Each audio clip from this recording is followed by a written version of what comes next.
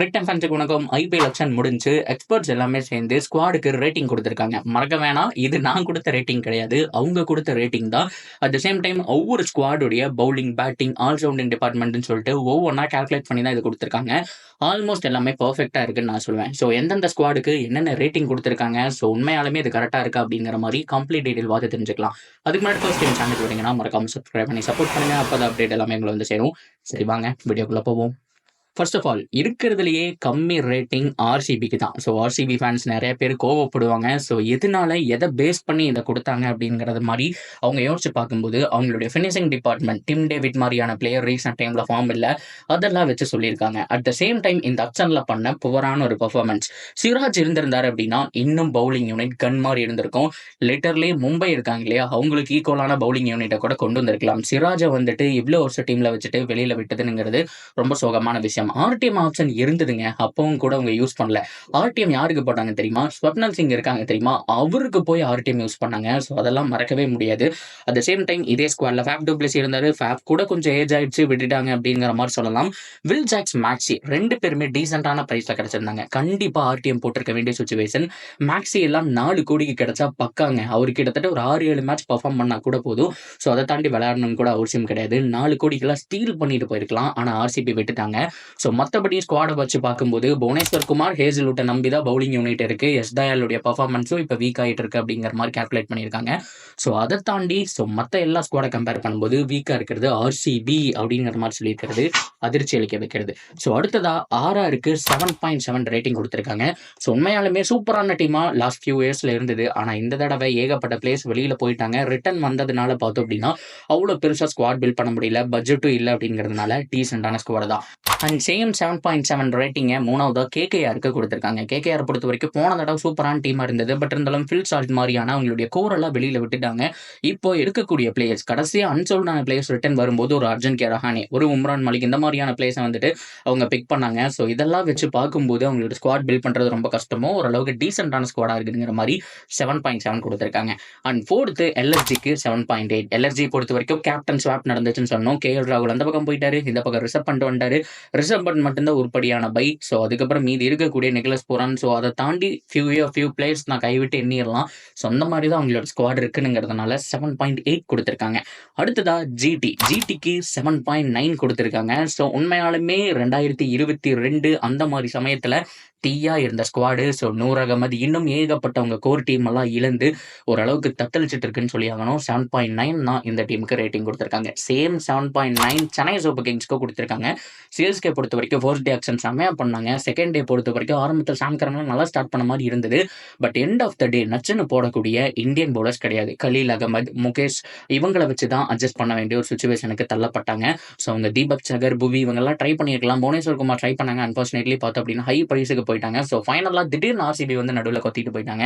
So அவங்களுக்கு ஒரு Indian fast bowler இல்லை அப்படிங்கிற ஒரு வருத்தம் இருந்துகிட்டே தான் இருக்கும். ஸோ அதனால ஸ்குவாட் அன்பேலன்ஸ்டாக இருக்கு. பேட்டிங் டிபார்ட்மெண்ட்டை பொறுத்த வரைக்கும் பார்த்தோம் அப்படின்னா ராகுல் திரிபாதி, ஹூடா, விஜய் சங்கர் இவங்க எல்லாமே ஓரளவுக்கு நம்பக்கூடிய பேட்ஸ்மேன் தான். ஸோ இதுலயும் 2 பேர் தான் ஸ்குவாட்ல இருப்பாங்க அப்படிங்கிற பட்சத்தில் ஸோ கண்டிப்பா இந்த ரேட்டிங் தான் சென்னை சூப்பர் கிங்ஸ்க்கு. ஸோ அடுத்ததா பஞ்சாபுக்கு 8 ரேட்டிங் கொடுத்துருக்காங்க.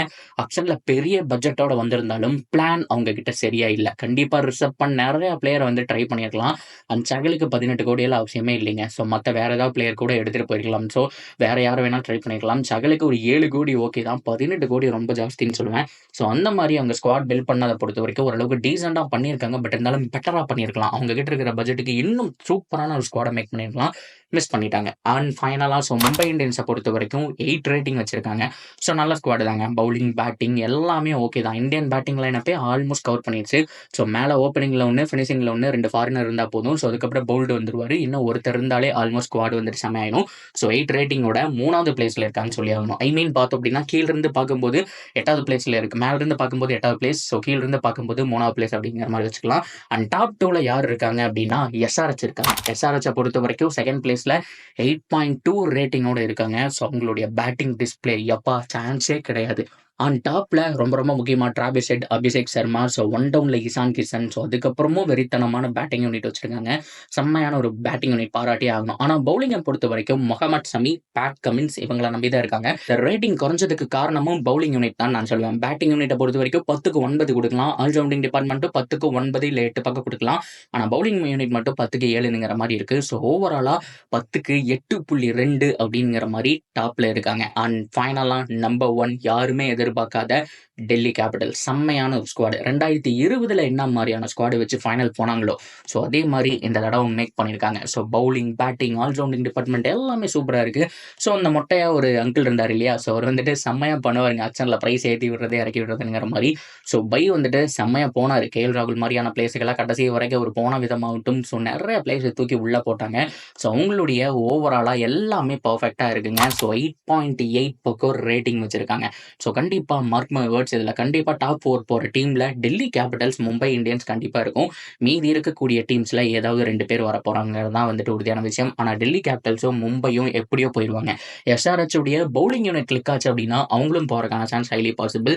மீதி இருக்கக்கூடிய டீம்ஸ் தான் என்ன பண்ண போறாங்கன்னு பார்க்கணும். அண்ட் சிஎஸ்கே, ஆர்சிபி ரொம்ப எக்ஸ்பெக்ட் பண்ணோம். பட் இருந்தாலும் அவங்கள பொறுத்த வரைக்கும் சின்ன சின்ன குறைகள். அவங்க கிட்ட இருந்த கோர் டீமை வந்துட்டு சென்னையை ரீடைன் பண்ணாங்க. ஆனா புது பிளேயர்ஸை நிறைய பேரை டார்கெட் பண்ற மாதிரி இல்ல அப்படிங்கிற மாதிரி தான் சொல்லி ஆகணும். இதே ஆர்சிபியை பொறுத்தவரைக்கும் அவங்களுடைய கோர், அதாவது Faf du Plessis, Will Jacks, Maxwell and Siraj இவங்களெல்லாம் விட்டாலுமே திரும்பி பிளேயர்ஸ் எடுத்த மாதிரி இருந்தது. ஆனா 4 பேர் தான் 11ல ஆட வைக்க முடியும் அப்படின்னு வச்சு நம்ம பார்க்கும்போது கீழே இருக்கக்கூடிய எல்லாருமே பார்த்தோம் அப்படின்னா ஓரளவுக்கு போரா பெர்ஃபார்மன்ஸ் அப்படின்னு சொல்றதை விட டீசெண்டா பண்ணுவாங்க அப்படின்னு தான் சொல்லி ஆகணும். ஓவராலா ஆன் பேப்பர்ல நம்ம என்ன வேணாலும் பேசலாம். ஆனா அங்க பிளே பண்றதை பொறுத்து தான்ங்கிறத மறந்துடக்கூடாது. மொக்க டீம் கூட வந்துட்டு செமையா பெர்ஃபார்ம் பண்ணி மேல வந்திருக்காங்க. ஆர்ஆர் மாதிரியான டீம் எல்லாம் வந்துட்டு ஃபர்ஸ்ட் 7 மேட்ச்ல 7 வின் பண்ணாங்க. ஆனா அடுத்த 7 மேட்ச்ல கிட்டத்தட்ட 4 மட்டும் வின் பண்ணி வெளியில போன கதையெல்லாம் உண்டு. இந்த மாதிரி என்ன வேணாலும் நடக்கலாம். வெயிட் பண்ணி பார்க்கலாம். இதுதான் ரேட்டிங். இந்த ரேட்டிங் மறுபடியும் சொல்லிக்கிறேன். ஜியோ சினிமா அது மட்டும் இல்லாம ஸ்டார் ஸ்போர்ட்ஸ் இருக்காங்க இல்லையா? அவங்களுடைய அஃபீஷியல் சைட்ல போட்டிருந்தக்கூடிய ஒரு ரேட்டிங் தான். அவங்க எக்ஸ்பர்ட்ஸ் எல்லாம் வச்சு இதெல்லாமே பண்ணியிருக்காங்க. இதைத்தான் உங்களுக்கு நான் சப்மிட் பண்ணணும்னு நினைச்சேன். நீங்க உங்களுடைய ஃபேவரட் ஸ்குவாட் என்ன அப்படிங்கறத சொல்லுங்க. என்னதான் உங்களுக்கு ஒரு ஃபேன் பேஸ் பிடிச்சிருந்தாலும் நியாயமா ஆக்ஷன்ல பெர்ஃபார்ம் செமையா பண்ணாங்க ப்ரோ, இந்த டீம் வந்துட்டு செமையா இருக்கு அப்படின்னு சொல்லக்கூடிய டீம் எதுங்கிறத கமெண்ட்ல சொல்லுங்க. தொடர்ந்து அப்படியே இருக்கு சேனல் அப்படி நினைச்சிருங்க. மறக்காம சப்ஸ்கிரைப் பண்ணி சப்போர்ட் பண்ணுங்க.